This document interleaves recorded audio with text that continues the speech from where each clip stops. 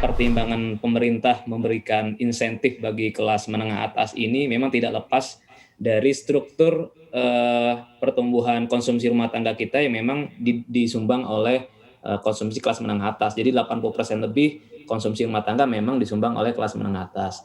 Dan diharapkan ya dengan adanya insentif baru yang sebelumnya sudah diberlakukan untuk PPNBM kendaraan di bawah 1.500 cc, ternyata itu masih dirasa kurang cukup sehingga menyasar ke kendaraan di bawah 2.500, diharapkan terjadi peningkatan produksi. Cuma memang catatan dari kami adalah meskipun insentif ini diberikan kepada kelas menengah atas, yang pertama ini belum tentu menjadi jaminan bahwa kelas menengah atas akan mau membeli, karena persoalan mereka sebetulnya bukan kemampuan untuk membeli, tetapi lebih kepada pertimbangan aspek pandemi COVID yang di mana ya mobilitas manusianya kan itu terbatas, sehingga walaupun ada insentif juga tidak menjamin mereka akan mau membeli di saat ini, karena toh juga barangnya juga mungkin tidak urgent juga untuk mereka beli.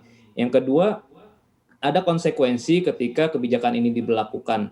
Ya, untuk insentif diskon kendaraan di bawah 1.500 cc saja, pemerintah sendiri mengkalkulasi ada potensi kehilangan pajak sekitar 2,3 triliun. Nah, kalau ditambah dengan diskon terhadap kendaraan di bawah 2.500 cc, artinya kan juga ini akan berdampak terhadap potensial loss penerimaan pajak. Nah, apalagi di tengah pandemi ini kan pemerintah sudah memperlebar defisit APBN. Nah, artinya ketika belanjanya terus ditingkatkan ya, bahkan ya untuk tahun 2021 ini pun program alokasi anggaran untuk program PEN terus bertambah, terakhir sampai hampir 700 triliun. Nah, tetapi dari sisi penerimaannya ini kan selain masih mengalami tekanan ditambah adanya diskon pajak. Nah, ini juga pasti akan berdampak terhadap resiko pelebaran defisit APBN. Jadi saya pikir pemerintah perlu cermat juga melihat atau memutuskan kebijakan ini. Baik, tadi Anda katakan kebijakan ini belum tentu nantinya akan mampu benar-benar mendorong spending warga kelas menengah atas. Lantas menurut Anda apa nih stimulus yang diperlukan agar mendorong masyarakat baik itu di semua kalangan untuk mau spending di tengah tahun pemulihan ekonomi ini?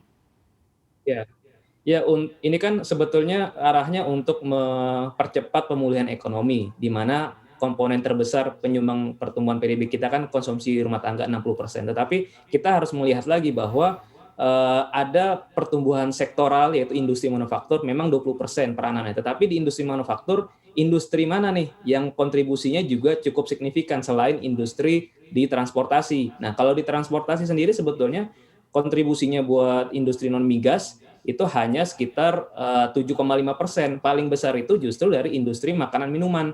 Paling besar itu sampai kontribusinya sampai 38% terhadap industri non migas. Nah, mestinya ini juga menjadi perhatian juga oleh pemerintah, apalagi dengan adanya insentif juga untuk industri yang punya peranan terhadap industri manufaktur non migas, itu kan dinikmati oleh semua kalangan, bukan hanya kalangan menengah atas, tapi juga kalangan menengah bawah.